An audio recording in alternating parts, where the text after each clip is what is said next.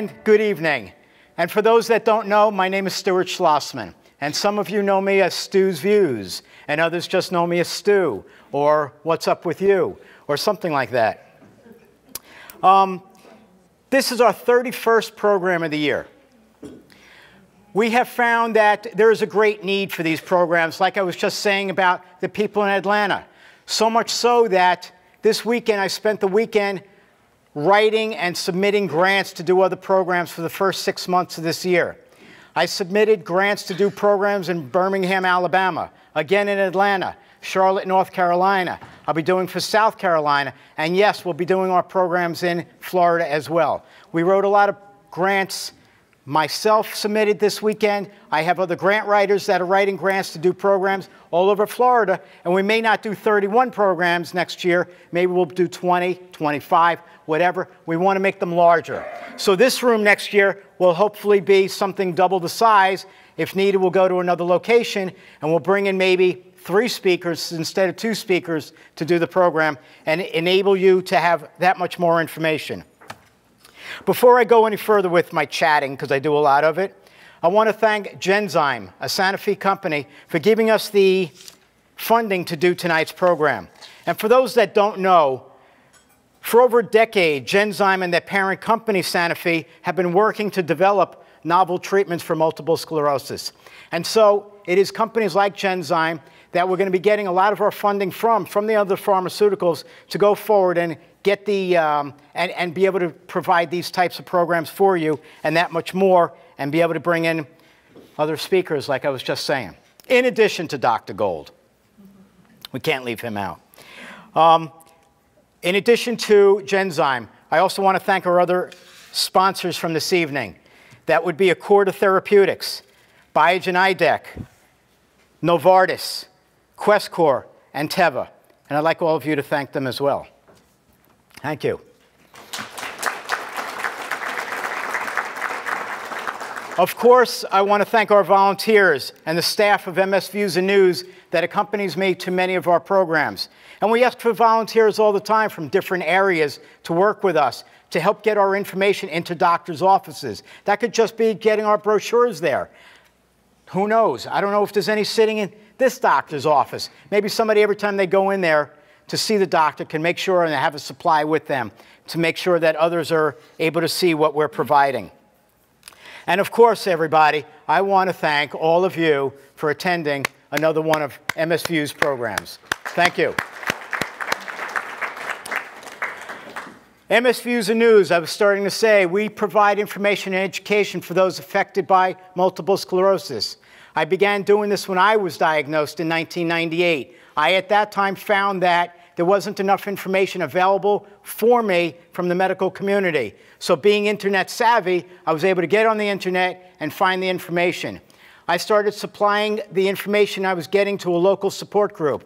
What started off as me sending the information to 5 and 10 people every day about something to do with what they were feeling, then started to grow. Support group leaders from around Florida began asking me to supply the information to them. I did. Support group leaders from outside the state of Florida started asking for the information so they could supply it to their groups. I did that as well.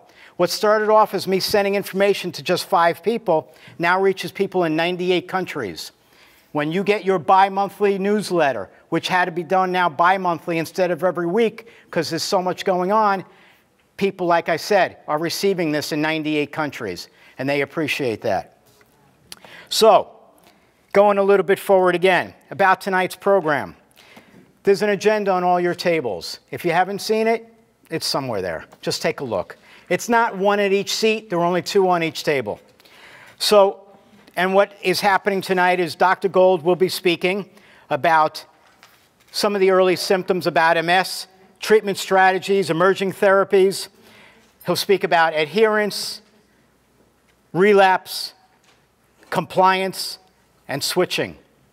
We're going to do away with symptom management tonight because I think you all have heard enough about this tonight. So we'll do away with symptom management. If you need to speak with anybody about that afterwards, you could send me your questions by email. I will then forward it to the doctor, and when he finds some time, he'll have to answer them and get them back to us. After Dr. Gold, Jeff Segal will be here to do an interactive exercise program. For anybody that wants to partake in this and be on video, we will need you to fill out a consent form. And those consent forms are just outside. Jill has them. You could fill that out. You could come on up here. You could be on video. All right? But we're only going to ask a few people to do that. There's only a little bit of room here inside a box for you to do this. So, again, I don't want to keep talking and talking and talking. I want to thank you all again for being here. I want to thank those that are giving up some of their time to be able to come here and talk and give you great education. So I will ask first for Dr. Gold to come on up, and Dr. Gold will speak with you for about 70 minutes altogether between what he's going to talk with you about and Q&A, and then we'll get into Jeff Segal. And by the way, excuse me one second, I forgot to tell you. Food will be served during the program. If you have a question for one of the waiters or have to tell them something, just raise your hand. And those that are vegetarian, you have your green wristband, just let them see that you have that so that they'll know who you are. Thank you again, and come on down, Dr. Gold.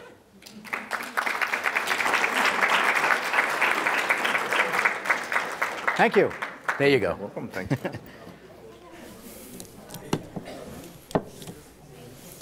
Well, my voice doesn't carry quite as much, so I'm going to use the mic. What I didn't tell Stuart today was that I was going to change the program around a little bit.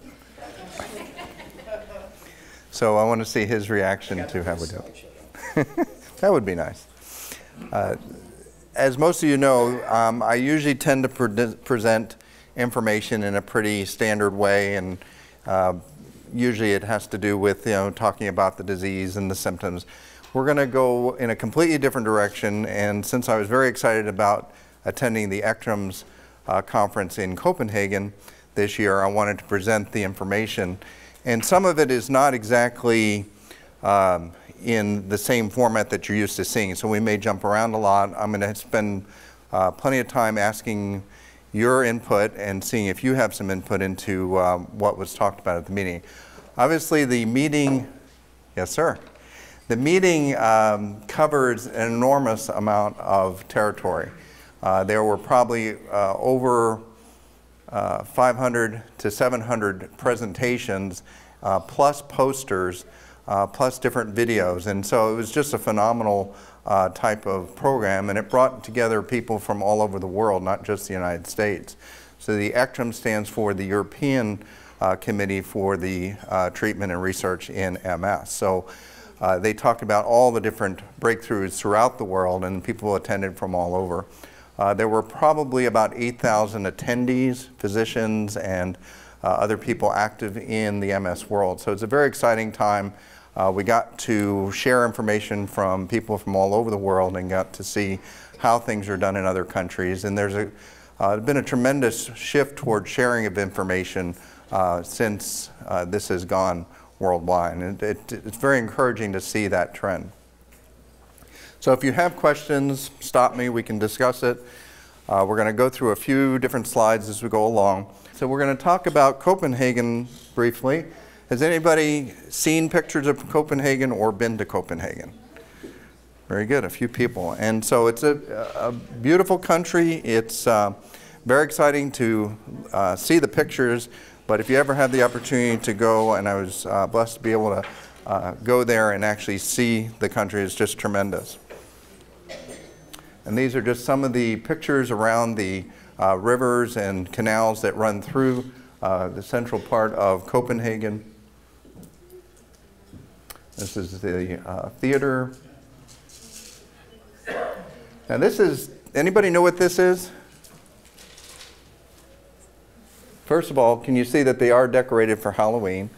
They tell me that Halloween in Denmark is fairly new there. They may have celebrated in other ways, but to actually celebrate with pumpkins and so forth apparently is pretty new. But so you see the pumpkins in the back, people are wearing orange and different costumes. This is actually Tivoli Gardens, which is a famous amusement park in Copenhagen. And it's just tremendous how they had that decorated. We didn't actually go in because they had it open just for the kids to go in and see the Halloween decoration. This was October 1st or so. Actually October 4th. This is the Little Mermaid. Anybody heard about the Little Mermaid in the stories and so forth? This is the Little Mermaid on the rock, right on the waterway. And when you hear some of the stories about how she's been defaced and beheaded and all kinds of things, you just wonder what goes through people's mind. But it is their national treasure and landmark. And we actually had Her Majesty the Queen of Denmark come and speak to us and make a presentation on MS in her country. So that was exciting to see as well. So it was an exciting time. And you can see at the bottom, there's drums. Those weren't drums that the Queen played. They actually had a group that did percussion and different things. So it was an entertaining time as well. So these are just some of the disclosures, some of the companies I've for which I've spoken, and also some of the research that I've been doing over the years. And this is our agenda. It's going to be short and simple, but we'll cover a lot of territory. We'll talk about the research on some of the causes and contributing factors and influencing factors in MS. We'll talk about new ways to assess the disease and its progression. We'll talk about some of the current therapies and actual changes in some of the current therapies. We'll also talk about some future trends. So first we'll talk about causes and contributing factors. So we already know some things, but there are a lot of things we don't know about MS. But the things that we do know is that it is either a disorder or a group of disorders that involves demyelination within the central nervous system. It's an autoimmune process. There's active inflammation, but there's also a degenerative phase, and there's an ongoing debate as to whether the inflammation is what leads to the degeneration, or are there two separate processes that we need to contend with when we try to design research trials. So we're going to talk a little bit as we go along. This is just showing the mechanism where the myelin sheath, which is right here around the filament, becomes attacked by cytokines and T cells. We also know now that in the last few years there's been a big shift towards B cell mechanisms in MS, and a lot of the therapies now are geared towards suppressing B cells, and they've been very, very successful, probably as successful as some of the T cell therapies. So there's been a big shift in the way things are moving. Okay, we've all heard about Epstein-Barr virus, and there was a big push as to Epstein-Barr being a cause for MS. We still don't think it's a cause, but it may be a trigger in some patients. It does play an important role, but there's still a lot of things to be worked out. There were some studies that were looking at vitamin D levels, and because of the decreased sun exposure in northern climates, this is a study that was done in Norway comparing with Italy, and so the sun exposure and the vitamin D levels were diminished in the northern latitudes. And they also postulated that maybe EBV was playing a role in some way. And we know there are certain correlations, but it didn't appear, at least in this study, that the Epstein-Barr virus did play a major role in the cause or differences in problems from one latitude to another. There's also something called the HERV, or the human endogenous retrovirus. Those are viruses that get incorporated into our genome. Things like HIV and some other viruses may get into our system and stay there, and that may play a role in triggering certain autoimmune diseases. So this is just very preliminary information. In the United Kingdom, they did some epidemiologic studies that showed that the incidence of MS is extremely low in the HIV population, in the AIDS population. And the question is, why is that? Is it something to do with the virus itself?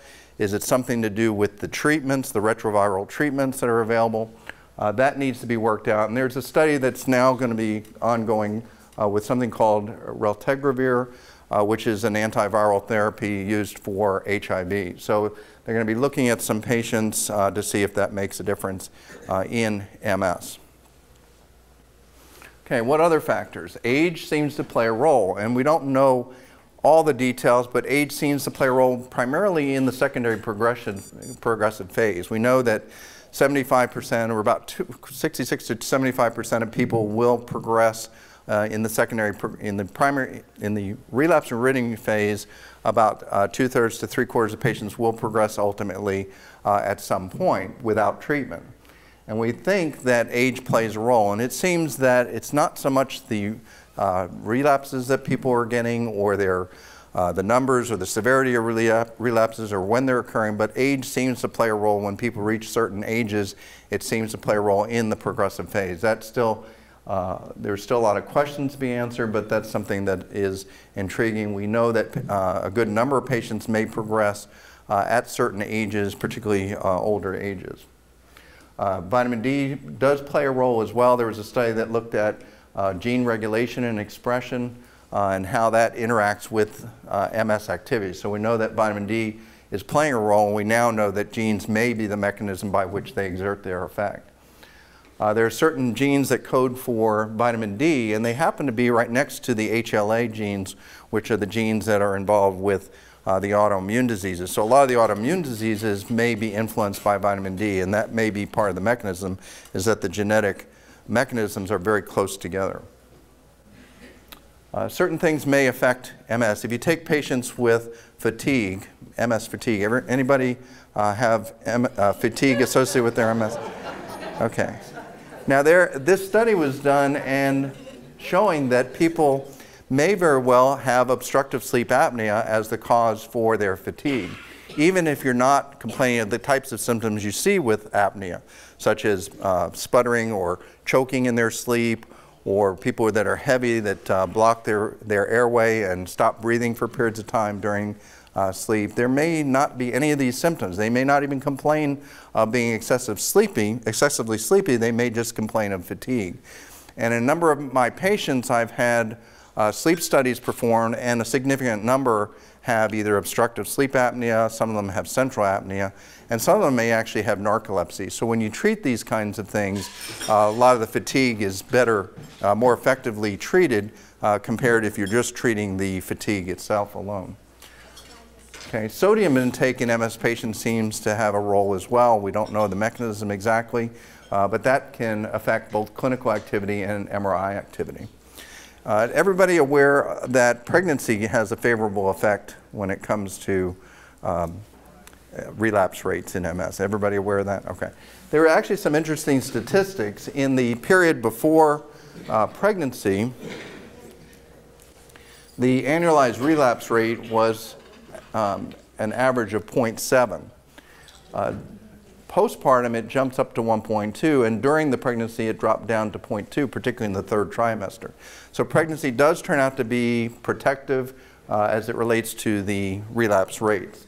And you can see it goes up 6 times going from the third trimester to the postpartum period.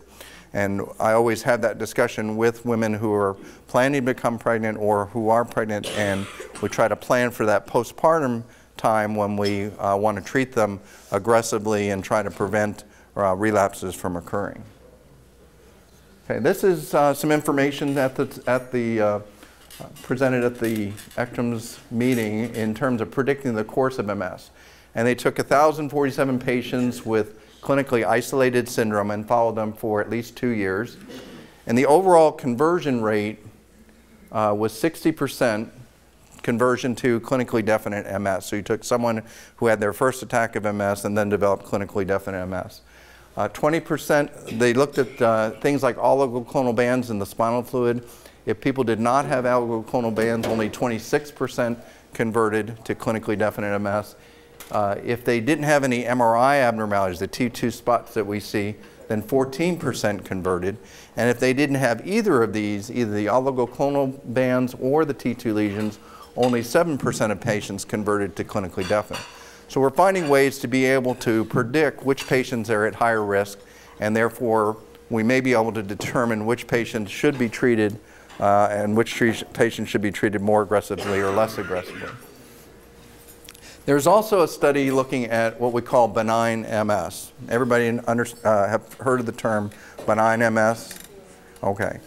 Well, benign MS is defined as a disease duration of at least 15 years and the EDSS score being less than 3.5. So it's really a mild to moderate disability. So people in that category were looked at 163 patients, and they found that in these people with quote-unquote benign MS, almost half the patients had cognitive impairment to varying degrees. over a third of the patients were pretty severely affected to the point that it interfered with social or work activities. So it turns out that maybe that's not so benign. Half the patients had fatigue and half the patients had depression. So I think it's important to think of MS as, yes, it could be benign, but maybe we shouldn't just wait for those symptoms to come on. Maybe we should be treating these more aggressively. And this is a lot of the push that physicians now have, researchers have to try to get people on therapies early rather than waiting, because it does show that people have fewer impact from the MS itself.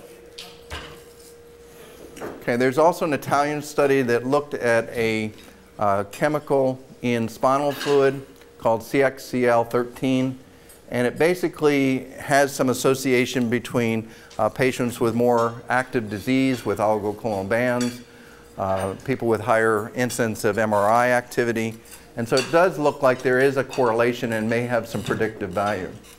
We also can use it as a prognostic marker when people are first identified to see which patients should be more aggressively treated. So this may be something that you'll hear about in the future. I'm sure everybody will run out and volunteer to have their spinal taps done. And, okay, maybe not. Okay, this is an interesting presentation too, is talking about predicting the course of MS. And they designed a little way of calculating on your own. You probably can't read it very well, but I'll read it out. A way of predicting for yourself what your incidence of is for further progression at this point in time. You can look forward and see what your chances are of progression of disease. And it's called www.msprediction.com. And what you do is you plug in your age, you plug in the time of your last relapse, how well you recovered from the relapse, which parts of the neurologic systems were affected, visual versus motor, sensory, and then you can come up with a number that predicts what your progression rate would be. Now this was done with patients out of, I think it was Ontario. It was definitely a Canadian study, so it may have some predictive value, but it's not something that you can say, well, this is, because this number is 5% or 10%, then I need to worry, or it's only 1% and therefore I don't need to worry, I should get off therapy. It doesn't have that kind of utility, but it is an interesting tidbit. Now we're going to talk about trying to assess progression of the disease.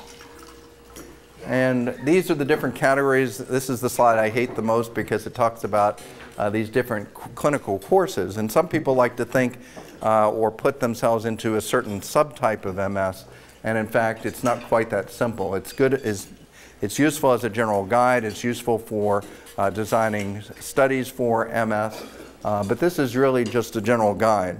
And so we have these kinds of predictive values. Some people that are having frequent relapses are recovering only partially from their individual relapses. If they're deteriorating in between relapses, all that's useful information in terms of how aggressive your particular form of MS may be. Now, some of the ways we monitor MS may be, like we talked about, the relapses, their progression, so forth. Also the neurological exam, something called the MSFC, which is the Multiple Sclerosis Functional Composite, which looks at tests such as walking, fine motor control with a PEG test, and cognitive testing. And then there's the EDSS, or the Expanded Disability Status Score that everybody's heard about, which talks about different categories of disability or effects from their MS. And the biggest problem is that you can see that it's very heavily weighted towards walking. And so those people who don't walk so well or walk very slowly or need assistance don't score so well. And those people who have terrible problems cognitively and visually and other things but walk well don't score so badly. So there's a big disconnect, and we don't use just the EDSS to help us decide how well someone's doing. There's new testing. This is some of the other testing that's available, the cognitive testing, neuropsychological. Of course, MRIs we use quite a bit, evoked potentials. OCT has become very helpful for visual testing and seeing if there's any retinal thinning. And then we look at certain blood tests and so forth, quality of life issues. Some of the newer things on the horizon, there are some computerized programs that are designed for iPad and other things that you can actually use as a self-test, and we can use in the office to try to determine how well someone's doing and follow their performance. There's one called the CSCS.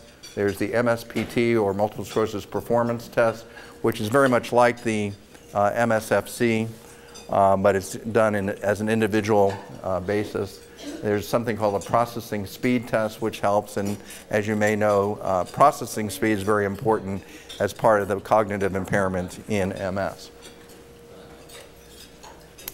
There's also, you can actually download the EDSS apps now. I have one on my iPhone, and it's very helpful for giving a rough estimate of the EDSS.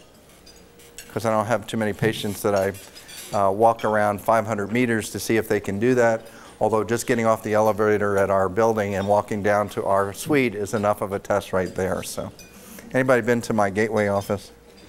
Okay, so you know what someone designed putting neurology all the way at the far end, so it would be a stress test for us. Okay, some of the current therapies. We know that the goals of treatment have been pretty much the same. We want to prevent and treat relapses, particularly in the acute phase. And we want to look at things that look like relapses but aren't. We want to try to take care of the symptoms both acutely and chronically. We want to try to delay disability or prevent disability, and we want to try to impact the MRI. As you know, the MRI does not give a clear-cut prediction in terms of how a given person is doing, but if you start someone on therapy and they're still having frequent lesions accumulating, then that's a good predictor that that therapy is not going to work long term, and we can often use that as a way of switching therapy early rather than waiting for someone to have severe symptoms. Likewise, if you see that the MRIs are suppressed dramatically, then you can tell that it really is having an impact. So we talk about timing of therapy and trying to treat early. I think that does make a big impact. Those people who get onto therapy and try to stay on therapy, even if they end up switching therapies, they still do better than those people who don't start therapy until a much later date. The biggest problem that we have is, what do we consider early versus late?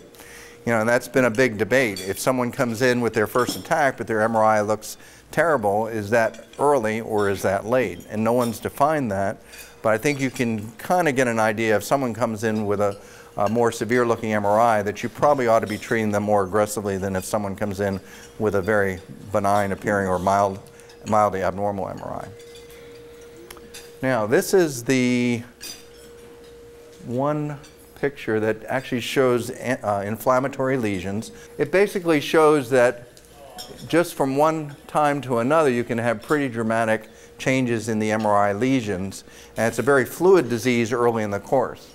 And so this just shows that these things can change pretty dramatically.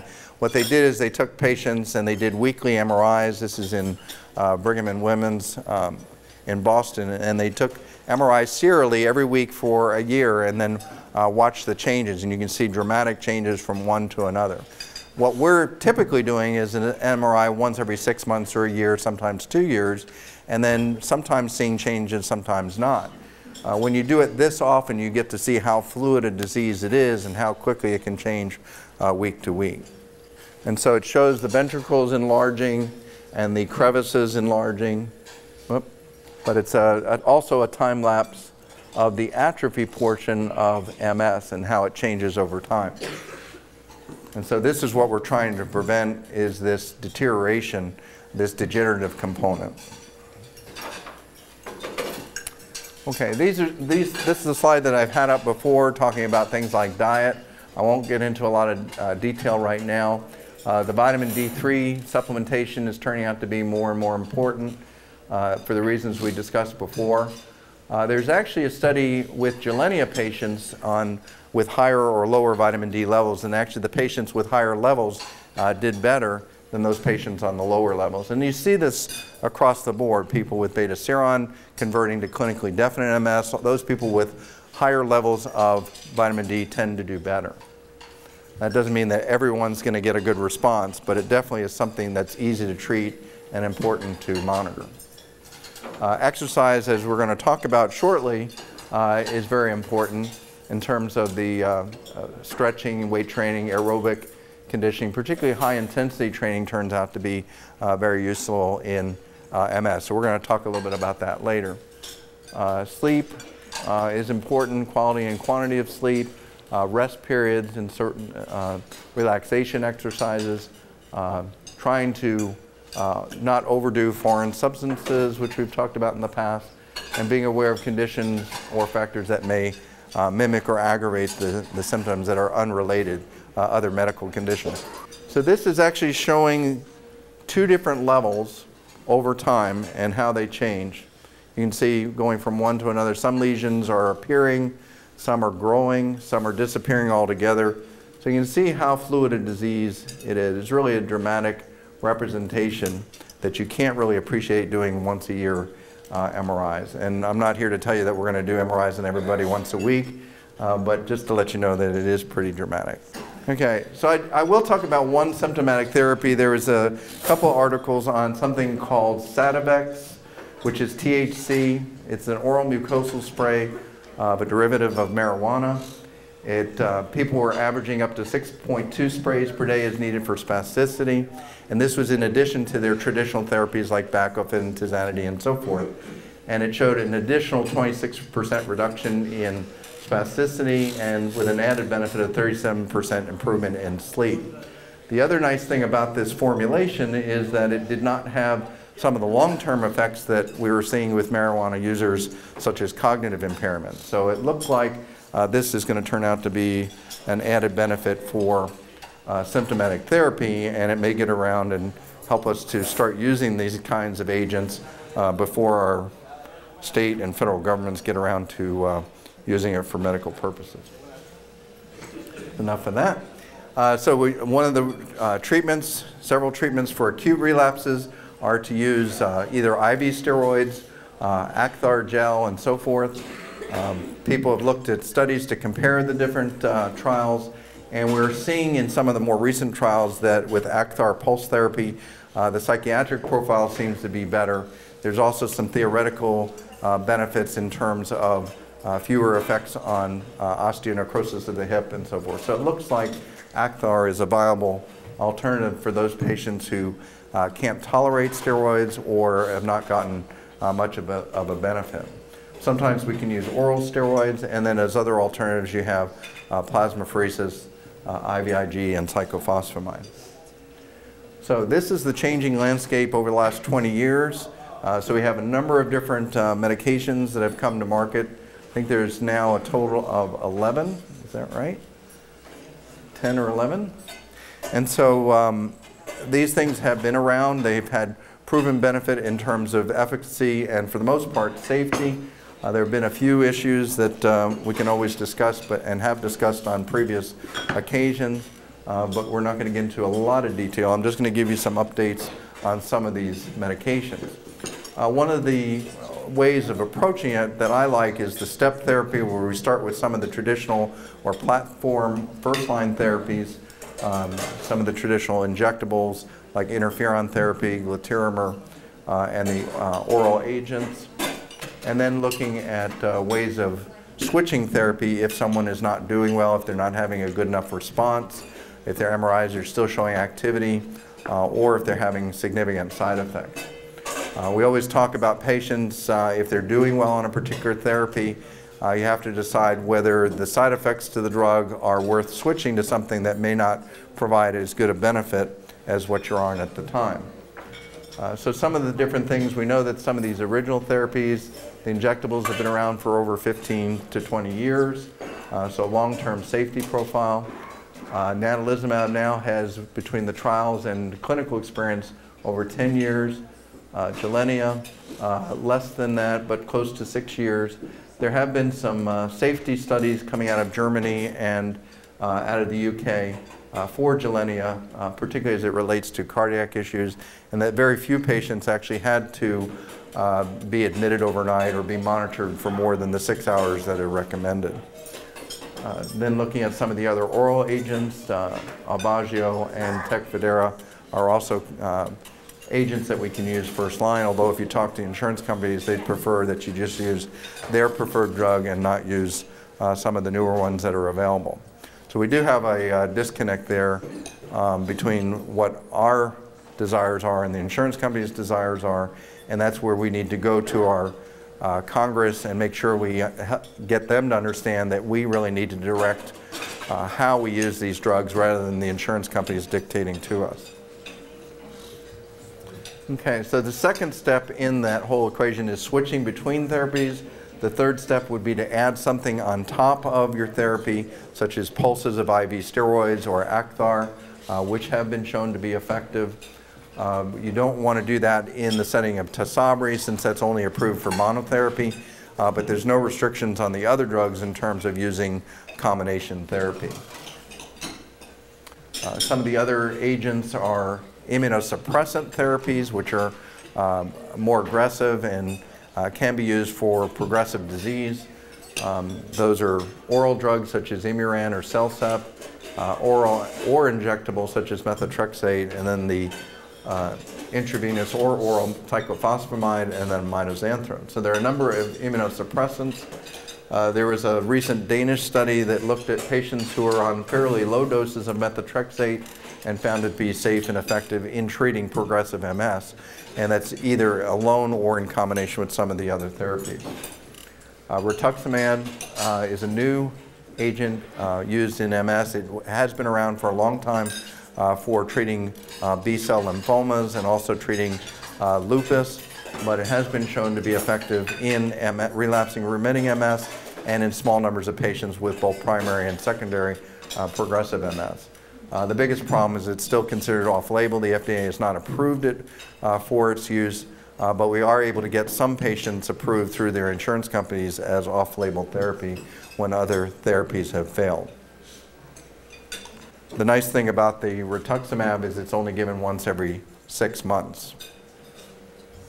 Tysabri has been around for quite a while. There's been concern about PML.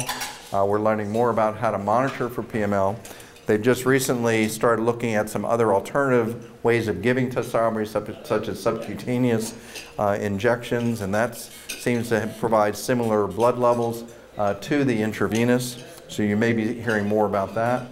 There are studies that can actually help us to detect PML in early stages. We're learning more about what the MRI patterns of PML look like so we can treat early and get people off their drug and return and restore their immune system. We also know that you can use JC virus antibodies in index to help predict which patients are going to be at higher risk.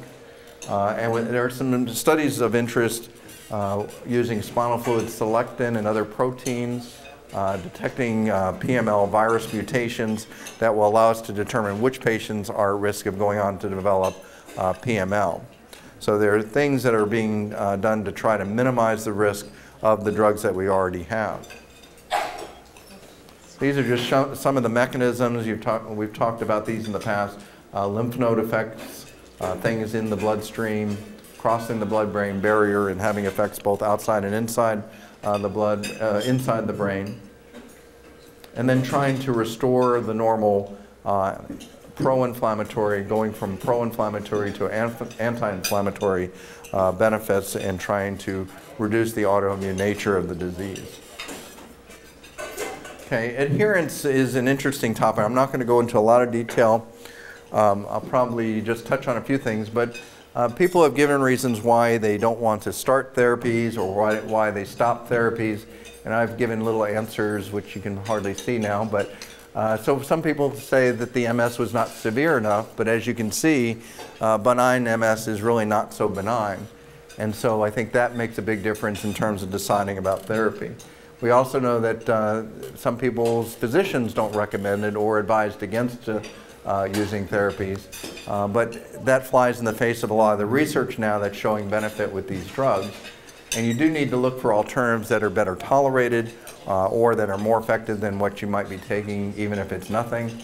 And then you want to be an advocate and try to read up on these therapies and ask your doctor about them and learn as much about these various therapies and take advantage of the benefits.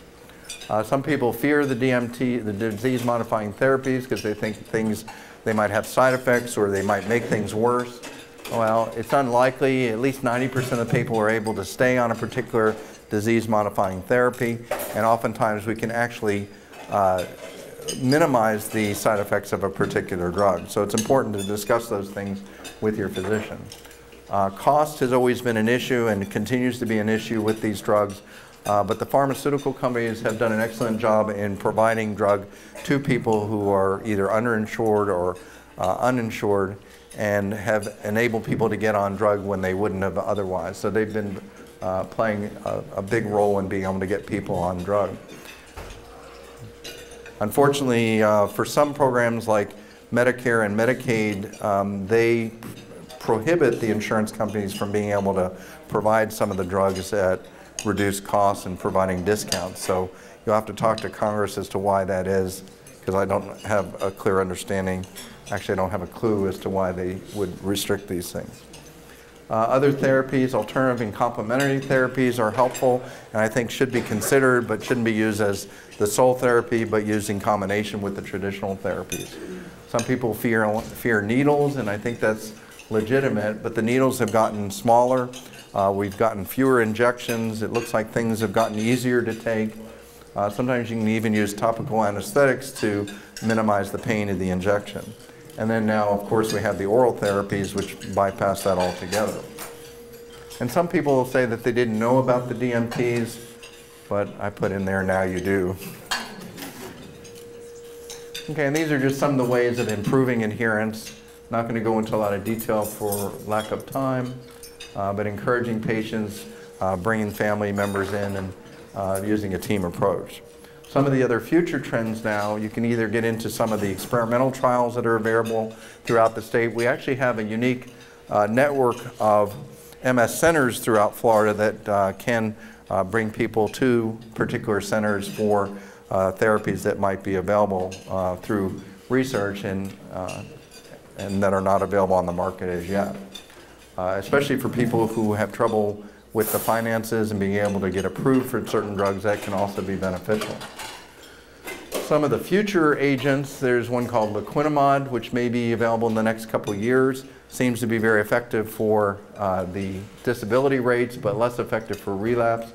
It's been used in over 2,000 patients. Aubagio has now been shown in a study to delay clinically isolated syndrome conversion to clinically definite MS in up to 43% of patients. And then anti-LINGO-1 is a compound that is involved with remyelination, and by blocking that protein, we may be able to get myelination to occur where we want it to occur without having to give stem cells or immunosuppressants. Some of the infusion therapies, there's one called alemtuzumab. It's also it's known for cancer therapy as Campath, and the name supposedly for MS will be Lemtrada. That looks very promising in terms of its benefits, but it's also not without side effects, and we have to watch and monitor patients closely. Some of the injection therapies, such as diclizumab, which is an intramuscular every 2 weeks, is still being studied. Copaxone is now being studied and may be released this coming year as a 3 times a week dosing, also very effective, probably available in the next few months. Pegylated interferon, or Avonex, has been now attached to a different compound, different protein, and it actually lasts for 2 weeks, sometimes as long as 4 weeks per injection. So it went from once a week to once every 2 weeks or less. So you're dropping your injection rate from 52 per year down to 26 or less.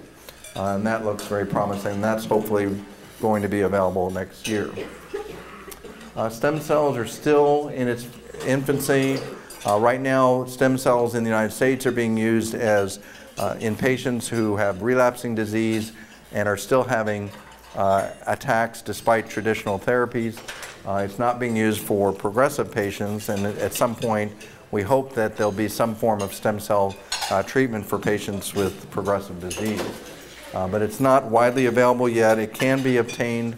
Some of the university centers in the United States, such as Cleveland Clinic, University of Chicago, and in Canada and Toronto, are all doing stem cell research. There are some other therapies that are listed here. There's some new animal studies that are showing that you can stimulate remyelination, so that looks promising. There's certain protein markers that we can use to determine if someone's progressive MS is responding to medication. So a lot of things that are in the works, and you'll hear more and more as we go along. So I wanted to try to summarize everything and finish up by saying that there are some basics that you want to adhere to. Number one, try to exercise regularly, but also work within your own limitations. You want to rest your mind as well as your body periodically through the day. You want to drink cool fluids throughout the day, although less in the evenings.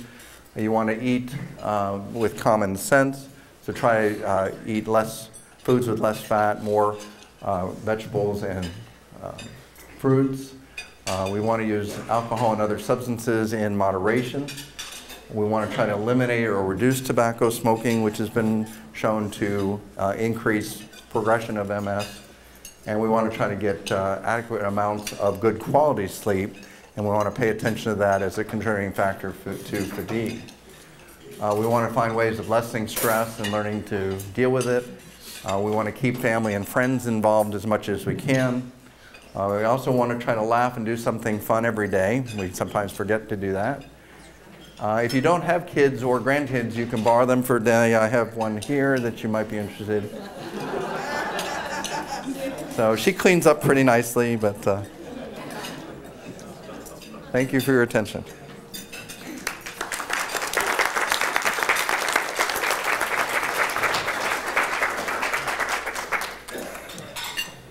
You want to do some questions? All right, let me bring this around.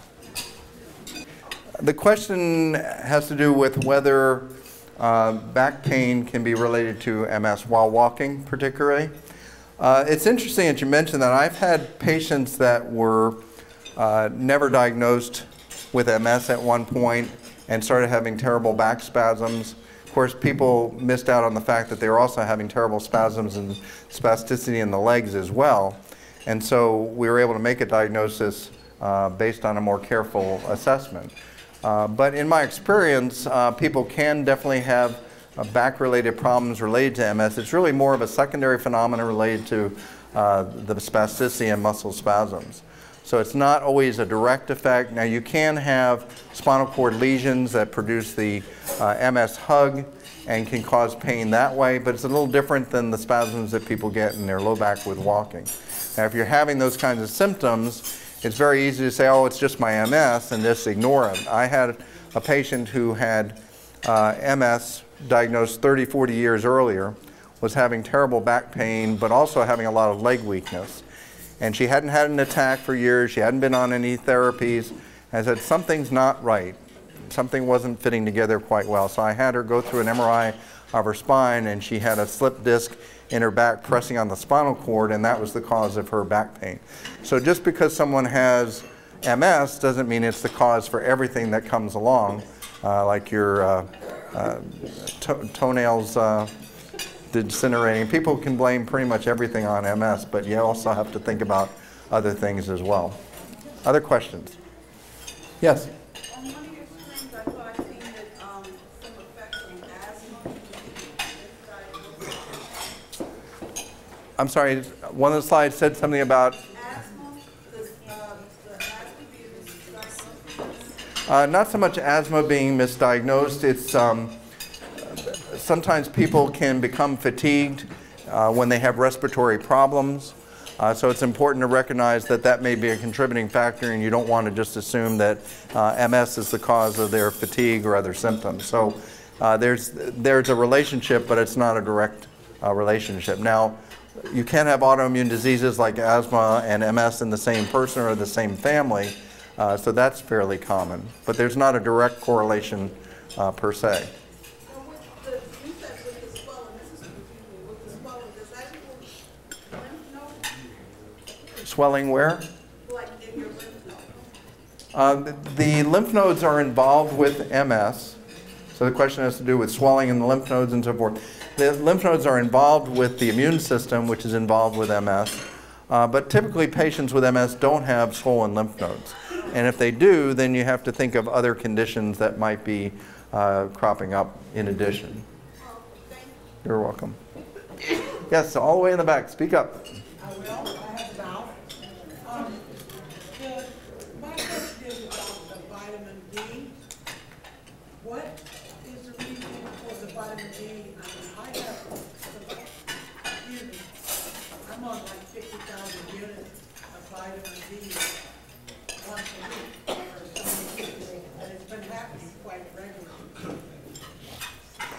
Vitamin D has turned out to be very important. And the study that generated the most interest was a VA study from a few years ago, maybe 4 or 5 years ago now, that showed that patients that had higher vitamin D levels and MS tended to have less disability and seemed to do a lot better than those patients who had lower levels of vitamin D.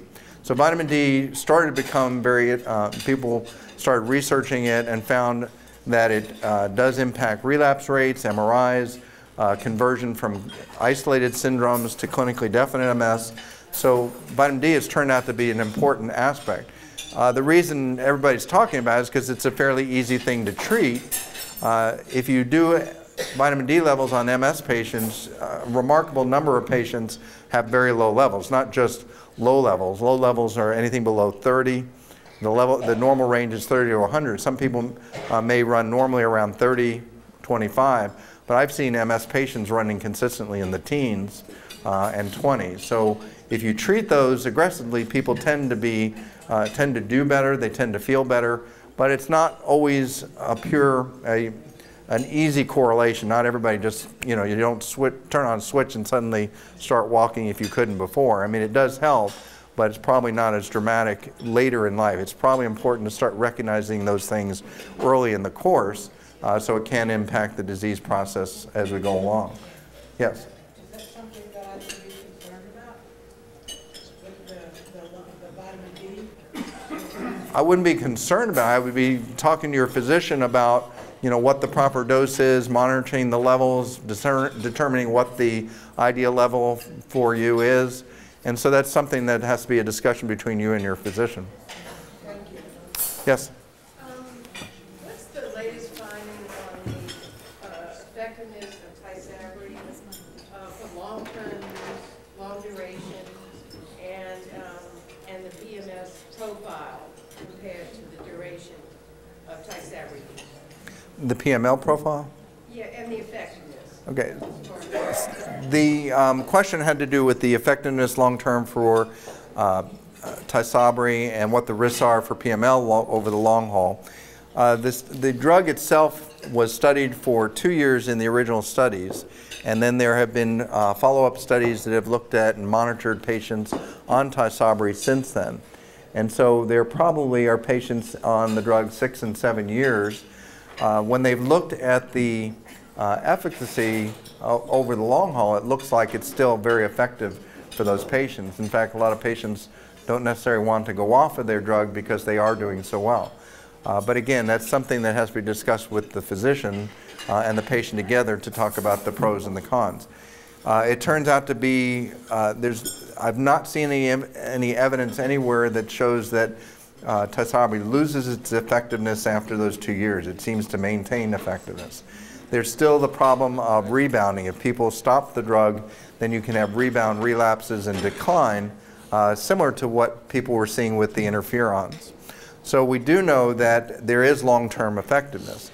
One of the areas of research is whether Tysabri works in progressive forms of MS, and that's still up in the air. There is some early evidence that shows that it may be, but there's not a lot of long-term evidence yet to see if it prevents long-term disability in patients who are already in progressive forms.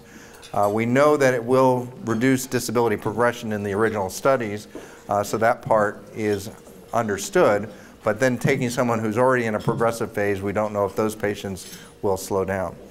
In terms of the PML risk, we do know that the PML risk is based on 3 primary risk factors. One, having the virus in your system, so detected through the JC virus antibody. Number 2, whether you've been exposed to previous immunosuppressants, which raises the risk. And number 3, being on the drug for at least 2 years raises the risk. So those patients that are on the drug with those 3 risk factors are at significant risk of developing PML, and the numbers are close to even 1 in 99 or so at the worst. Now, there's also a phenomenon that we've seen over time in which the incidence of PML does seem to lessen somewhat as you get beyond 4 and 5 years. And we don't know if that's a statistical fluke or it's just the fact that patients are already on it that long a period of time may be a different class, that they really don't have much of a risk to begin with and can tolerate the drug long term. And so you're seeing more of those patients staying in the studies and fewer patients, those patients who are developing PML dropping out. So you're changing statistics so it looks more favorable as you go along. So that's still something that needs to be worked out. But it does look like there are ways to monitor the drug, monitor for PML, treat PML early on by getting rid of the drug and restoring the immune system to its original state. Again, you have to catch it early.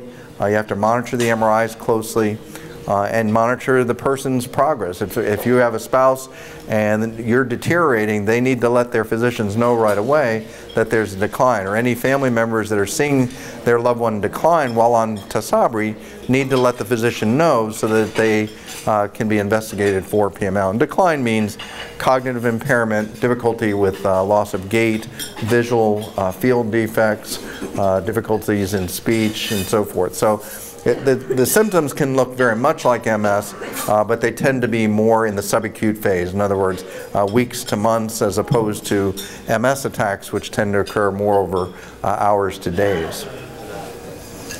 Next question. Yes? We were at the Day of Discovery this weekend, and they mentioned that, while it's primarily for walking, it tends to help with I guess it was just the connections between the nerves and sort of, that's like the mechanism of it, right, with the walking. So then when it helps with the walking, it ends up helping with other things, with the other connections between the nerves. Is that correct? My understanding? So the question has to do with Ampera and its mechanism of action. It's still not fully understood, but it does seem to work with energy metabolism and efficiency and nerve function. It's an interesting thing that something like that would have an impact transiently, but it doesn't seem to impact the long-term disability rates or other aspects of the disease. But it does seem to at least partially and temporarily improve nerve function. So Ampera, which is for walking, it works primarily for walking. We've seen people improve with regard to fatigue. So it does help with fatigue in a number of patients as well. But it was released on the market primarily for the component of walking. I have given the drug to people in the compounded form when their insurance company refused to pay for the brand form, which is long-acting. So you can get it in a compounded form, and it can be effective as well. There was a study, I think, that also showed that those people who had hip flexor weakness seemed to have more trouble and responded more trouble with their gait and seemed to improve with the Ampera as well. But I've also seen people with just gait unsteadiness respond as well. Another question down front here? Yes? Yeah, I just recently saw an article about phase 2 study results for tuberculosis vaccine. Tuberculosis vaccine? Yeah, I just saw it like a week ago. Yeah, I haven't seen that particular article. There are some vaccination studies. There's one called T-Salna for progressive MS that's still being studied. A lot of those things are still in early trials. Right, and I think once they get through those phase 2, if they are showing some promise, they'll continue them on in phase 3, and then if they're effective and safe, then they may get approved through the FDA or in the European Union. There's a question in the back. Yes. Sorry. I'm sorry? I missed what you said, the password for the iPhone or iPad. The apps. The apps for the iPhone? The apps for the iPad. I've sent an email to the people who presented the posters, and I haven't heard back yet, so hopefully we'll have that information pretty soon. I don't think it's widely available yet. The one for the EDSS score is available, so you can do that one on your own now. I think it's the Toronto EDSS score, but the other ones for other types of functions isn't quite available yet. Yes, ma'am. What is the name again of the drug that helps walking? The drug that's been used for improving walking is called Ampyra, A-M-P-Y-R-A. And it's also called Fampridine or Dalfampridine. They're different names. But that drug has been available for quite some time now. It's been previously in a compounded form, and now it's available in the brand name form that's covered under some insurances. So it does help a number of people. Anybody tried Ampyra? Okay, so at least 10 people.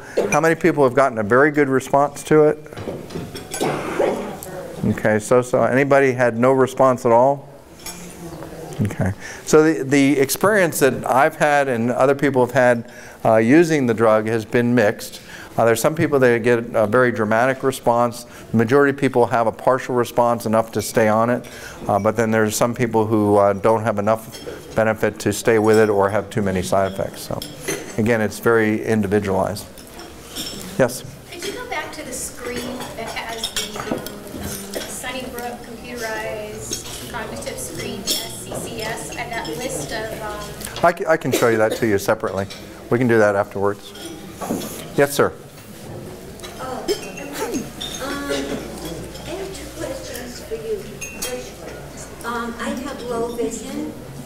My ophthalmologist no longer examines my vision at all. They sent me to somewhere called a blind center with all of these contraptions that you could purchase so that you could read. And he just said there's nothing we can do about it. Is this true? Well, it's very hard to point to an individual person's complaint. I'd probably have to defer that till a later time, maybe after the conference we can talk about it. I don't know that there's a lot that I can add above and beyond what the ophthalmologists are doing. So. Oh, okay. Well, then my other thing was they have a funny EKG. When you go to the hospital, they put these things on you. They have funny that. And then they do an injection of medicine instead of the EKG, and I'm fine. And they go ahead and do surgery. Is that in any way, would the funny EKG in any way be related to the MS? I don't believe so. The question had to do with EKG and MS correlation. I don't think there's any correlation, but we can talk about that afterwards as well. Oh, okay. Did you want to wrap up, or? We only have time for like 2 more questions. 2 more questions? Yep. Okay, 2 more questions. You heard it. Yes? How come swimming and aquatic exercise wasn't on the slide promoting exercise? That's a good question. He didn't want to show you. Whoever made up my slides will have to hear about that. Thank you. But I'll make sure they change it for next time. But we'll probably hear more about swimming and other exercises in a minute. 1 more question. Wow. Oh, there we go. Yes. I know you put on there drinking cool drinks throughout the day, which I understand, but I've had numerous natural medicine people tell me to drink warm things or like warm spices or things like that because I tend to avoid warm situations. So I guess the idea is to warm from within.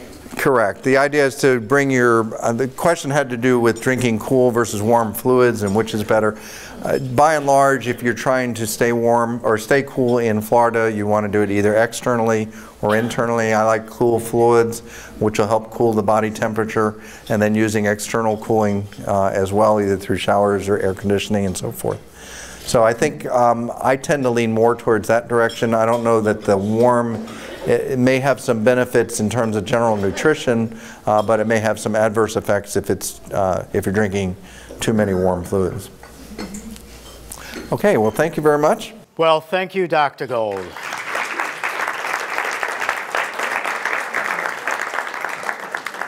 In all my rush at the beginning, I forgot that Kevin was supposed to say something for 90 seconds.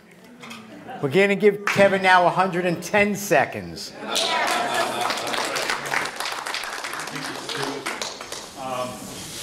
So to start with gold, that includes cold beer. Hey, I want to wish you all a Merry Christmas. And our group has really grown this last year. We're up to almost 460 members. And so, how many people in this room isn't a member of our group? It's like 3 hands. As you can see, almost everybody in here is. If you'd like to be a member of our group, stop by and see me. We have a monthly newsletter. We have meetings in Melbourne, Cocoa, and Titusville. Very active, very educational group. There's no bitching and moaning allowed. If you want to whine, you can have red or white with dinner. So come to our group. If you can't make a meeting, we do record our meetings, or most of them. It's kind of hard to record the yoga and demonstration. But they're available on CD, and we do have a whole library of topics available, along with DVDs from all sorts of topics, from nudes and MS to bladder issues and all the way through. So they're all free of charge. There's no charge for those. We have a very active and educational group, and I'm pleased to see a lot of our members here this evening. Is that long enough? Absolutely. Merry Christmas. Merry Christmas. I don't need this, do I? Okay, good. So before Jeff begins, I'm just going to do this raffle real quick, all right? And this was for a dinner for 2 from, I got to be and I forgot I got to be on the video. This is for a dinner for 2, and it was provided by the Holiday Inn chain. So it's dinner for 2 right here at the Holiday Inn. Isn't that nice? That's because later you'll all get something. Okay, but you're going to have to make a nice long line. All right, so we're going to raffle this, all right? And for those who think I'm not mixing, I'm mixing. And I'm going to ask Carlene to pull the ticket. Come on, she always does this. She's wearing red, that's why she's got to do it. Red work. Red work, don't tell anybody. You could call it. Okay. 884-539. Oh, that's us. Oh my God, who said that? There you go. We know who the team is. Great. Back in here? You can put it down. Yeah, that's the only one, so it's good. All right. So now, for anybody that has never heard Jeff before, you're all in for a great treat tonight. And for anybody that wants to actually participate, then we just want you to come on over. We'll worry about you signing the consent form afterwards. If you don't sign it, we're just going to block out your face and nobody will know it was you. All right? But seriously, if you want to do this, if you want to get involved, if you really want to see what it's like to do these exercises, the real way to do it is to actually participate. Otherwise, he's going to have you all doing it back there. You just won't be on videotape. All right? But he's comical. He's great. We're going to use him. His girlfriend uses him. But I'm going to use him for the programs, all right? You're up. Jeff Segal.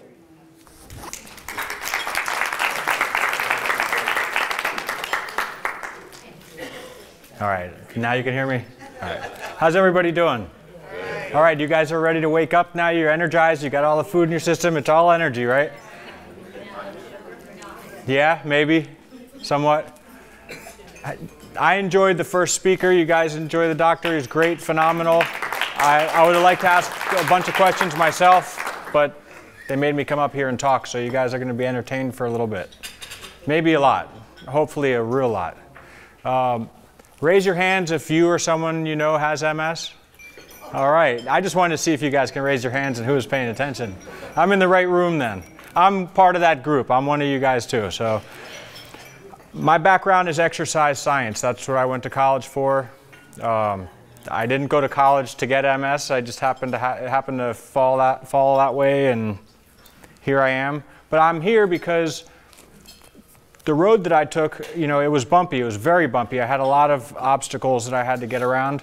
And I learned that in order to get around something, you got to do, right? You can't say or try or say you're going to try, because at the end of the day, saying that you're trying isn't good enough. It's an excuse. If you say you're going to try and that's enough for you, then you're okay with that. I'm not. I'm good with what Yoda said. You know, there's do and there's not do, but there's no try. That's the truth. You guys with me? Remember Yoda, little guy, didn't talk like this. So what I want you guys to do is I want some participation, all right? There's a couple rules I have with participating is you just have to give 100%. That's really the only rule. Give it your all. And I'm not going to ask you to do anything that's crazy.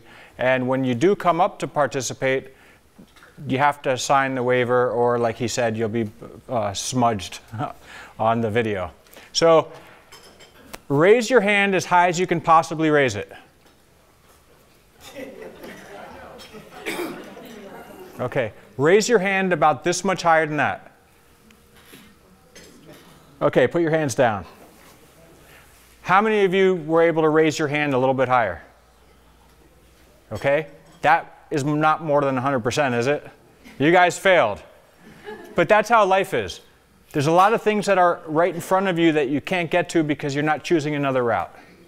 You know, and we all have incentives in life, right? We live off of incentives, whether it's how we're working or in a relationship. There's always something. And what's the biggest incentive out there? Money? You're right. Everyone wants money. I mean, rich or poor, it's nice to have money. But if I were to tell you I had $10,000 in my pocket for the first person that can raise their hand 2 feet higher than that, what would you do? Stand on my chair. Stand on your chair, right? And for another $1 million, by the way, I don't have that check. If I do, it's, you know, we're both going to get in trouble. But for another $1 million, you'd find a way to do something to get that, right? Because your incentive was getting money. You didn't think about that when I said raise your hand as high as you can possibly raise it. You just raised your hand. And in life, there's always going to be a little bit more that you can do. And goals, we all need goals. We all need to have goals, right? And if something is right in front of you, it's easy, right? But if it's not time to change your goal. It's time to change the direction that you're going to achieve your goal. And that's every day when you turn around and you say, I'm not going to do something, or you give up on something, maybe you just need to look at it a little bit closer and figure it out. Right? It's a simple way. I mean, you really got to want it.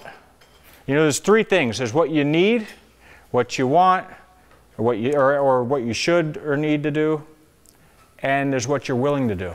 And when it comes to exercise, if you're not willing to do it, you're going to be wasting your time. And if you want to sit there and watch me do a bunch of exercises up here, it's great. I'll get in shape. You won't. You may be entertained. What I want is I want you guys to go home with some ideas. And there's a lot of different exercise types that I'm going to show you. What's the best exercise out? What's the best piece of exercise out there? No, the best type, best piece of exercise. What piece of exercise equipment? You guys. Whether you're lifting a ball, a weight, a napkin, the movement's the same. You got to do it.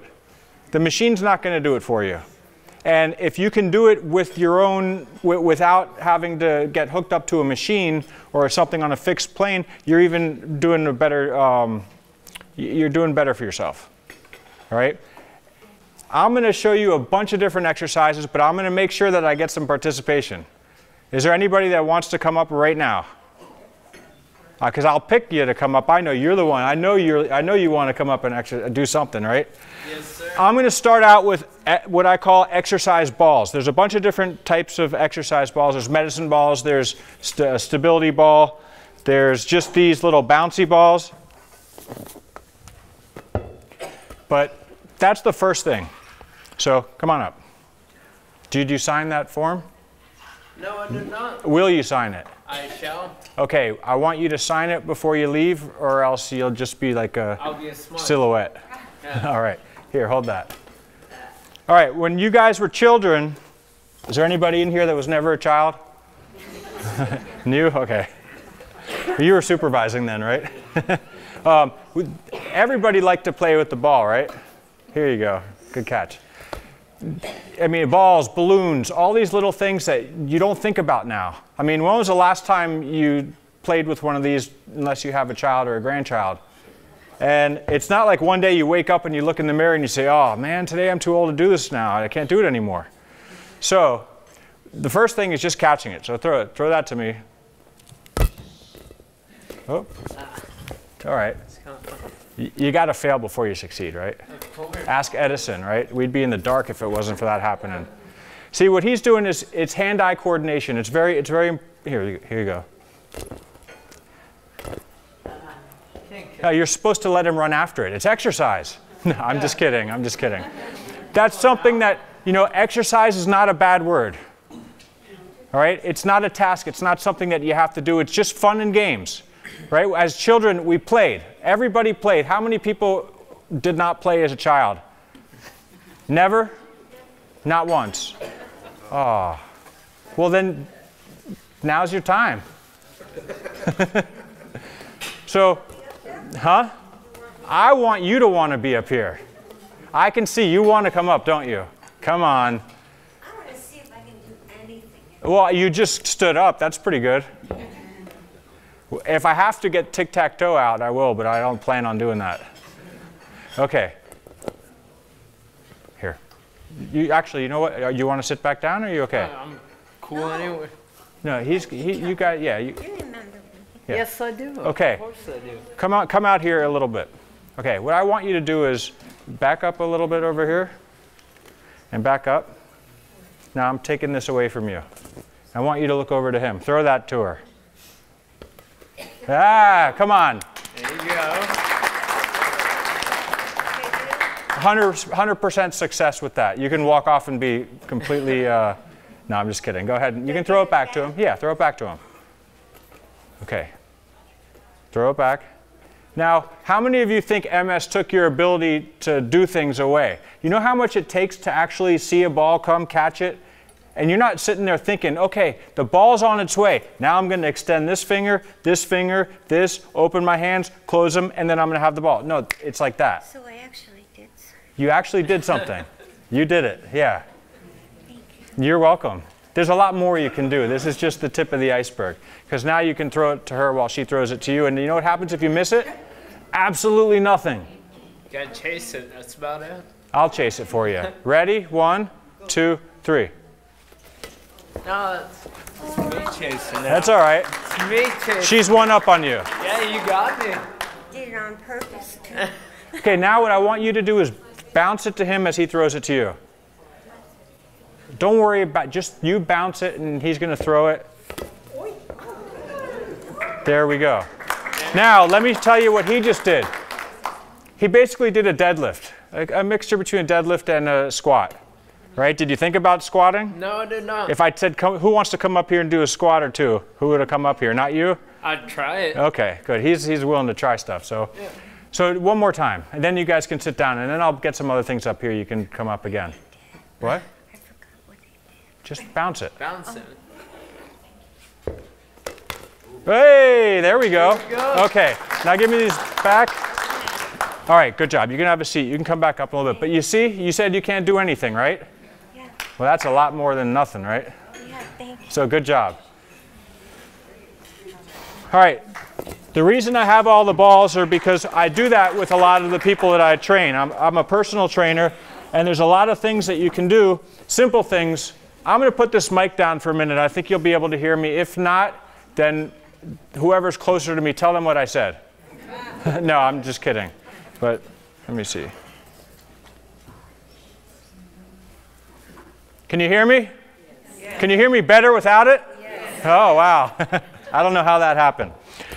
There's a lot of different drills that you can do with a ball. You can, put them around your back. If you're in a chair, there's a lot of drills you can do with the ball. You can bounce the ball, and if you can't catch it on the first try, you catch it on the second try. If not, you got a goal. You want to be able to try to catch the ball. Or you can get a bigger ball.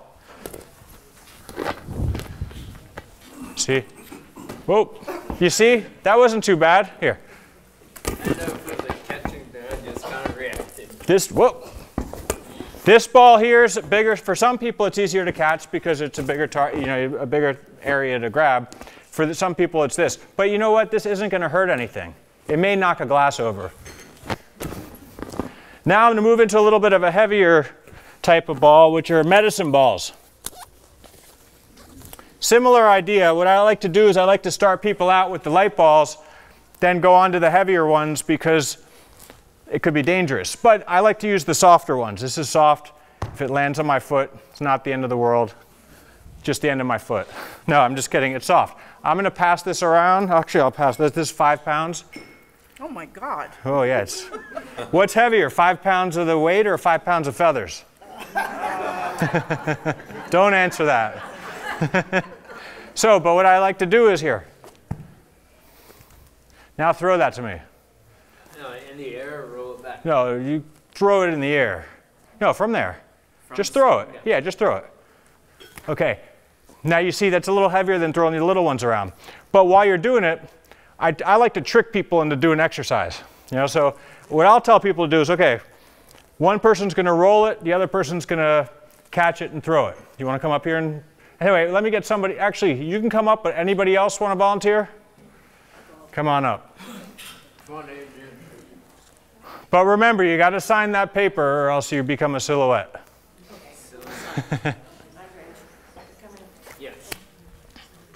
Okay, you take this.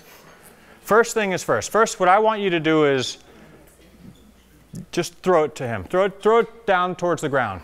Just throw it so you don't... There. Now what I want you to do is pick it up. Now throw it back there. You may let it go. Yeah. Now pick it up. Now throw it back. Okay. Now come a little closer here. Oh, that's all right. I'm really making him work. Want this back? I didn't make him work? Huh? You want this back or I keep this? No. What I want you to do is, you think you can catch that if he throws that at you? Yeah. Okay. But I gotta get do you think you can catch that? I should be able to. Okay. You want to give it a shot? Sure. All right. 1, 2. Wait, do I? You throw that, she throws that. Same time. You throw low, you throw high. You guys are ahead of the game. Ready? 1, 2, 3. All right. No. You get 10 points for trying. Yeah. And doing. You're up here. One more time. Eye on the ball. There you go. Come on. Okay. I'm going to take the balls back from you. I want 2 other people. I see your biceps. I see them. They're popping out. I saw them. That's the swimmer's now, bicep. these are medicine balls or soft medicine balls. You can do anything you can with a weight with these. So if your goal is to get bigger shoulders, you want to do shoulder presses, you can do shoulder presses with them. You can do alternating shoulder presses. This is all getting your body in rotational movements in. You notice my hips and my shoulders are staying square as I'm doing it. I'm just pivoting my feet. Now, for weak internal rotators, you'd work your internal rotation. For weak external rotators, and it's this external rotator that I'm working. Now, when people have problems with their gait or problems with their muscles with MS, it's the nerves that are doing it, right? And there's a lot of things that you have to adjust. It doesn't mean you can't do it. It just means you got to find a way to do it what's most suitable for you. And there are ways to do things. So if your nerve's not conducting properly, and this is and all you can do is 6 or 7 times, which I've seen a lot of times people do that, where after number 6 they can't do any more. And what I've tried to do with some people is their left arm is going and going and going. The right arm can only go to 7. Increase the weight. So I increase the weight. Most people think you decrease the weight, but it's the number of reps that usually gets in the way, not the weight, so to say. I mean, I'm not going to get someone do 100 pounds if they can't do 100 pounds. You do what you're able to do. So if someone's only able to do this 7 times, and then all of a sudden they get a little bit of uncoordinated and then they can't get the 8th one, why not give them heavier weight to do 7 times? If they're able to do it, you're going to build more with more imposed on your muscles. That's how your muscles grow. So that's one thing that you can do. Other things you can do with the ball. Anybody in here ever been frustrated? And if you don't say yes, then teach me how. Who wants to get some frustration out? You again, huh? Oh, now? No, not right now. Anybody? You? All right, come on down.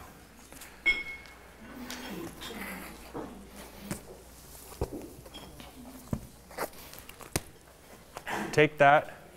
All right, what are you mad at? Just whisper it. We don't want to let them know. Not him. No, I'm just kidding.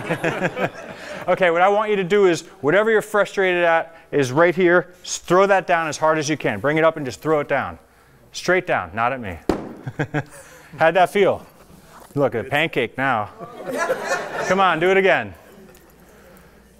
That's a very good exercise because you're working your core. Yeah. You have to have balance. You're working the back, your triceps, you're working your upper back, you're working your lower chest, you're working everything, and they're all watching you.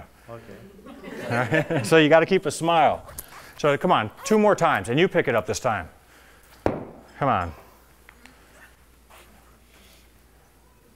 Now, is that fun or not? That's good. It's good? Okay. We're going to go on with the program. You continue to throw it at the ground. Now, everyone, come on. Anybody else want to try this? Come on, somebody else. Come on.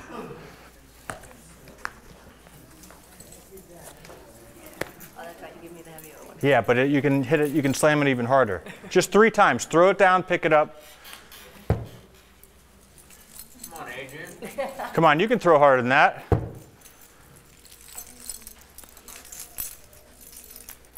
Okay. Come on, round of applause. Did that feel good? All right. Now, you can develop a whole workout around doing stuff with these balls. Remember I was saying, you can do stuff like this if you can walk. It's not the easiest thing to do. Do something like that, and the better you get at it, you can go higher. You can even do it above your head.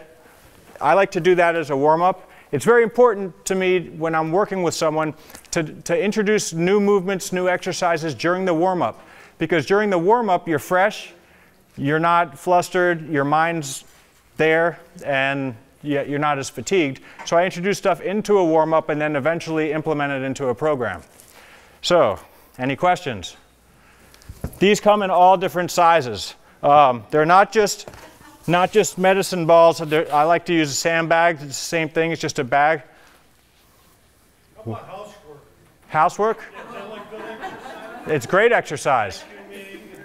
Definitely. Especially if you have a messy house. And if you don't, you can come clean mine. I'll time you. But sandbags are good too because you can do the same things. All those different movements. It's just exercise is a group of movements. Your body can only move so many directions. The rest of the directions that it's not supposed to move end up with injury, which you're not going to do because your body tells you not to do it. So you can do side raises, front raises, tricep extensions, or you can throw these on the ground too. What are they? Sandbags. They're just bags filled with sand. This is 6 pounds, 4 pounds, 10 pounds here. Where can you get the different size medicine ball? Where can you get anything? Yeah, Walmart's got them. Walmart's got all that stuff, and there's catalogs you can get them from. It's better when you're getting anything that's weighted to get it locally so you don't have to pay for the shipping. Basketballs. You know, there's some good exercises if you're not very coordinated or if you lost a couple of, lost some ability. Just doing this can be very difficult, but you can practice it and get better at it. You know, there's so much to do with exercise that people don't do because they don't know how to do it. If I were to get 2 pieces of wood and ask someone randomly, can you start a fire with that? How many of you could really start a fire with 2 pieces of wood? Because you learned how to do it, right? And you could probably teach everybody else here how to do it. Maybe. So we're counting on you. And listen, I'll be warm. Like, you guys join me. But the thing is, if you don't know how to do something or you don't know how to do it in a safe way, you ask. You find a way to do it. You don't look for an excuse to not do it, because we can base the rest of our lives on excuses if we let ourselves, right? How many of you think about the things you can't do more than the things you can do? How many of you have one side that's worse than the other? Which side gets more thought, the bad side or the good side? The bad side. Why? The bad side's bad. The good side's good. The more you can build on the good side, the better chance the bad side's got. You know, and the more you think about the bad side, the less you'll be able to use the good side. Because the good side's just sitting there waiting for you to stop dwelling on what the bad side can't do. And I've been there. I've had a good chunk of my life that I spent in a wheelchair, unable to see and unable to talk. I wasn't no fun to be around. But what got me out of that was the willingness, and you know, a couple things went my way, but I never gave up. However many times I fell, I tried to get back up, and I did. And I fell again and again and again. But there was no time that I thought that this time I'm going to fall. Every time I thought I was going to do it.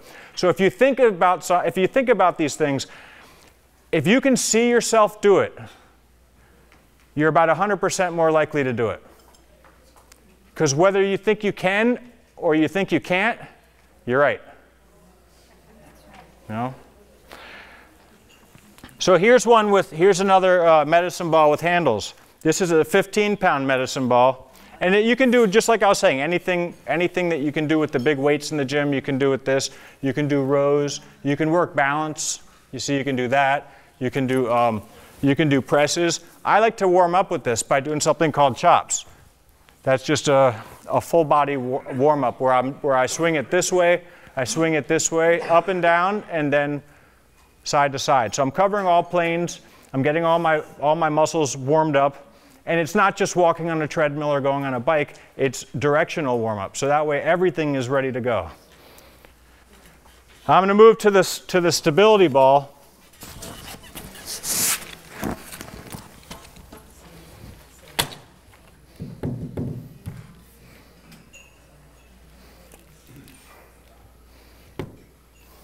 The stability ball is a great thing to have even around the house, just for sitting down at the table or sitting on the computer, because your posture, in order to slouch, you're going to notice it, because then you go here and the ball, it'll get away from you, and posture is something that has to be thought of. It's a habit. So we got a lot of people in here with bad posture. I'm going to turn around for a second and see a bunch of people with good posture. I see a lot of people with good posture now who had bad posture a couple minutes ago. It worked. But now those same people are starting to forget that they're doing it. Now they're starting to go back to this. So you have to keep in mind and think about it. Sit up straight. Remember, how many people in here had mothers? Sit up straight, chest out, shoulders back, all that stuff. Well, hear it, see it, do it, practice it, and it'll be all the time. Now with this, you can do stuff. I've done warm-ups with the same thing. You can do that. I like to teach people squats while they're hugging this, because your form is going to be good. Because you're not going to go forward, you'll fall forward. But a squat holding that's a good form squat. Take it away, and I'm doing a good squat. Okay. Now, other things that you can do with this: put it up against a wall.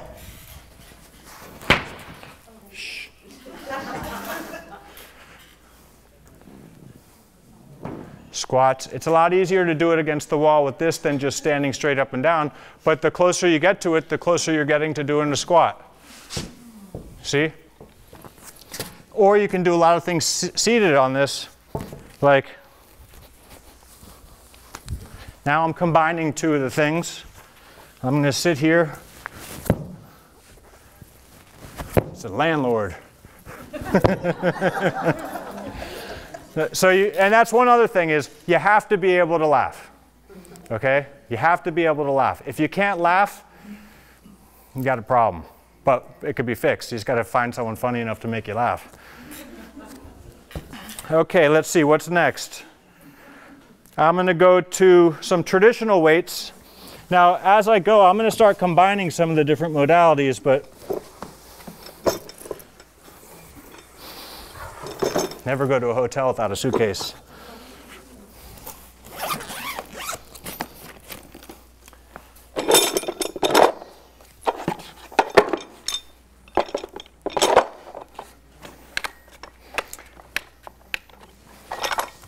Dumbbell, 5 pounds. It's one that you can spin, make it up to 30 pounds.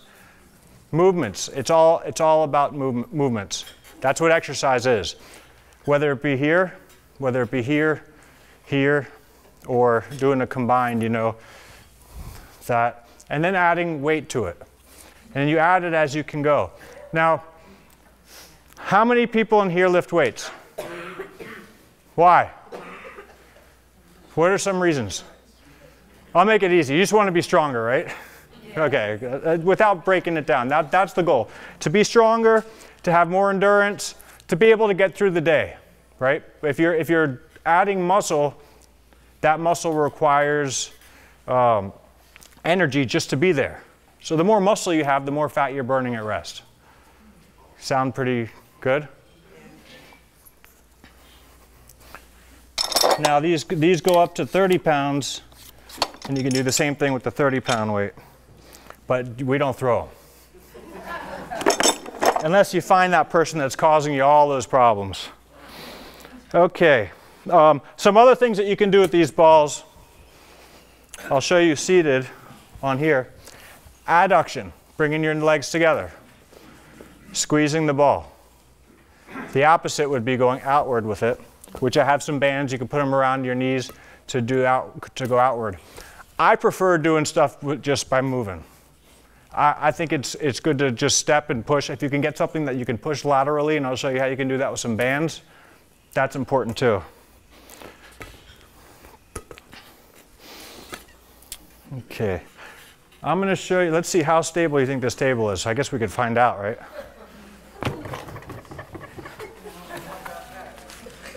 Who wants to lay under the table while I sit on it?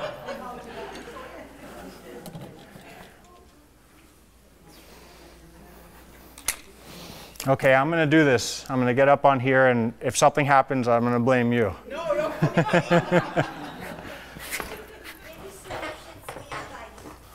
What? I'm going to sleep. Bridges. You can do bridges on these. The closer your body, the ball is to your body, the easier it is because the lever arm is shorter. That's a bridge. Now what I'm doing with a bridge, strengthening this, stretching this. And you can do them with your toes on them. Now that's really working all the way the back of my legs and my lower back. And that kind of mimics the end of a gait. You ever notice when you're walking, drop foot can get in the way of that, but the last part of your step is the push off. And then the momentum of the leg comes forward and you take your next step. So the harder you push off, the faster your leg's going to come forward, and that's how you develop speed. Now that's something that mimics it, and you can do those. It's a hip extension exercise. All right, I'm ready for some more volunteers. There's one right there. Remember, you got to sign the paperwork or the guy out front's going to get upset. Maybe. Santa Claus has got coal in his pockets. Okay. These bands are unique because you can close these in a door. And if you do so, I'm going to show you until someone opens the door. I don't know if you'll be able to get this on here, but coast is clear.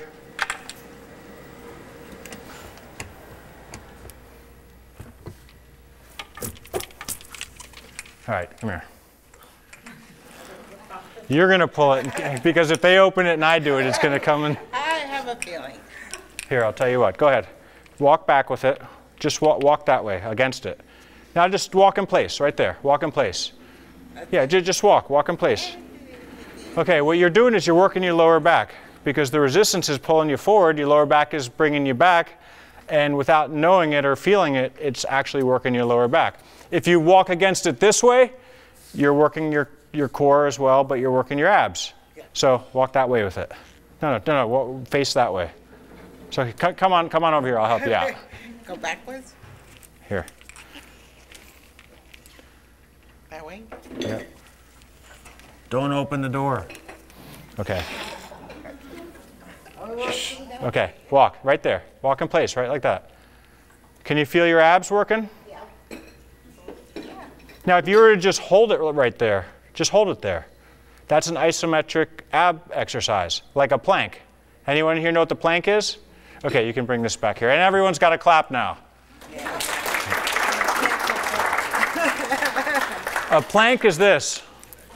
Back to just body weight.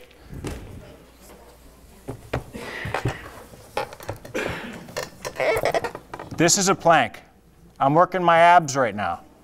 And now if I was to do it backwards, I'd be working my lower back. All the muscles that are facing the ground would be working.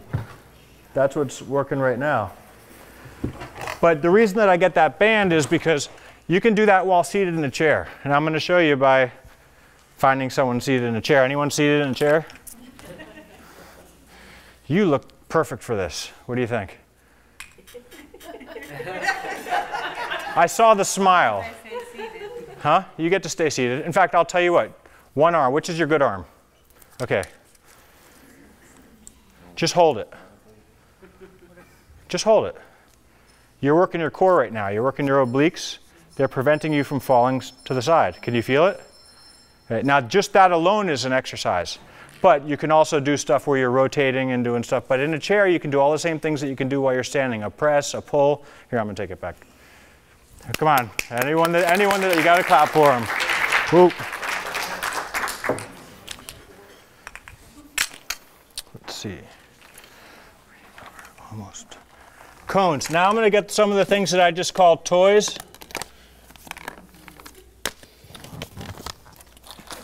Really, some of the ways when people exercise, just like talking yourself out of things or dwelling on the things you can't do, it's really easy to talk yourself out of exercise.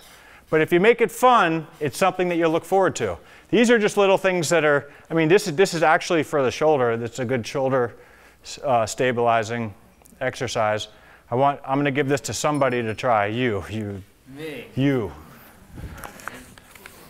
You know what these are? Someone does. Furniture movers. I like to teach people to squat with these with one leg. You see? Now, if you're in a seat, just doing this is going to get you some exercise. The goal in exercise is movement. So you got to keep yourself moving. You can do those or doing something like that. Now that would lead to the next part would be without that. You see, but that's just kind of like a guide. Cones, that's fun. All these things are fun. Now, if someone cannot grasp something,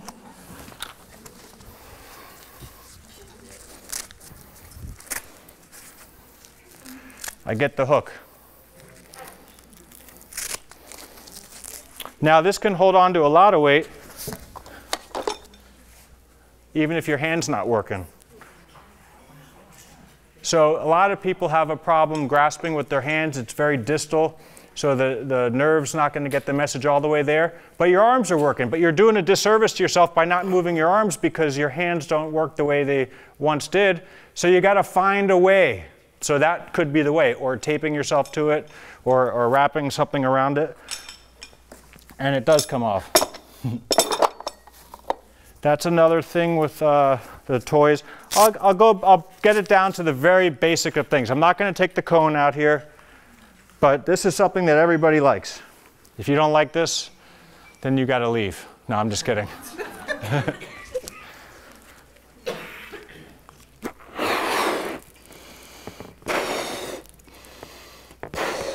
I kind of lost my train of thought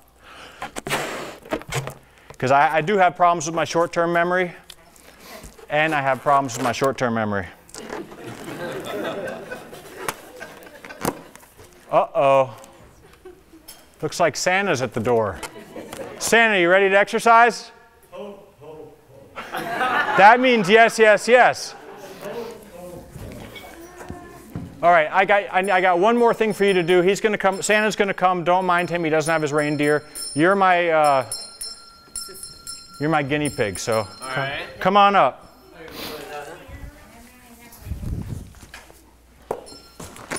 Now, while I'm showing you this, I want you guys to know the benefits of exercise are incredible. I mean, you're built to exercise. You're not built to make excuses not to exercise. You got to use what you got, or you're not going to be able to use what you got. It's so important to do these things. You got to practice and practice and practice, and it'll become perfect. You just have to. You're not going to shoot for dunking a basketball tomorrow. Maybe the next day. I want you to sit down right here. People are going to sit on my lap and tell me what they want for Christmas. Yeah. Come on, Santa. No. Okay, what I want you to do, is you're going to wait for the balloon to come flying in front of you, and then you're going to get up and you're going to catch it. It's a lot easier than catching the ball. Gotcha. Go, go, go, go. Whoa, whoa. All right, there we go. Now, it's a little bit easier when you can see it coming. Sit down. But watch, if you can't stand up, that's all core.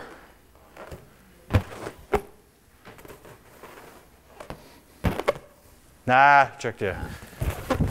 But that's an exercise that a lot of people love doing. It's a balloon. Come on, who doesn't like balloons? You know? And just to catch a balloon, it's not easy. You got to catch it. Don't hit it. Do you see all the movements that he's doing? Okay, you can go back. Come on. These are just examples of things that you can do. You can improvise. And if you can walk, you should walk. And if you can only walk a block, your goal should be to walk a block and a half. Right? And if you need something to help you to get you going, find something to throw. Because if you can pick something up that you can throw, it kind of seems silly, but if you want to get around the block, throw the ball. All you got to do is go get it. A little bit more, throw it again. Before you know it, you're going to make it around the block. All right? But you got to begin.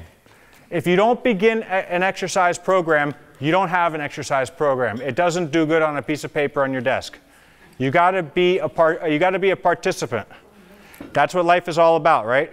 You want your goal, my goal, and I think everybody's goal should be to participate more than spectate. Right? We can watch sports on television. We can do other things, but the reason that these people make so much money is because we sit at home and watch them. All right? If we practice, maybe we'd be the ones in television. Maybe not, but that's, then again, incentive, millions of dollars, why not? Well, thank you guys. Santa's flying in right now. Anybody have any questions? Any questions? What? You did great. Thank you. But that's not a question, but I really like a compliment, so thank you. How'd you do so great? How? What? How'd you do so great? It's my goal. Did you tell them what you used to be? I used to be 250 pounds. You know what else I used to be? 3 feet tall. So when I ask you guys if you exercise, I know that a lot of you are going to think about where you were at your very best. And then turn it around and say, well, I used to be able to. No. What you used to be able to do is work really hard to get to whatever it was that you were going to say. You can still work really hard and you can still get somewhere that you want to go. You may have to take another path to get there. But you know what? We're all in this together, so we'll help each other get to that point, right? All right. Thank you guys so much.